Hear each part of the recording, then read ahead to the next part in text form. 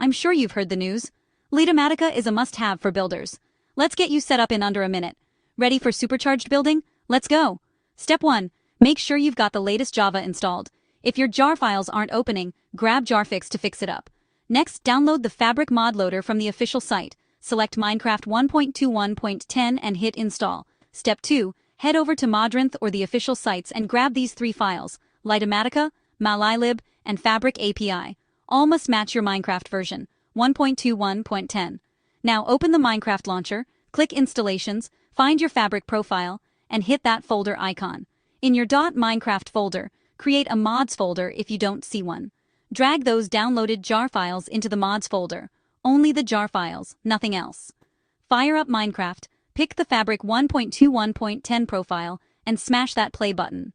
Once in-game, press M for Litmatica's menu. Use a stick to select areas and put your schematic files in the schematics folder.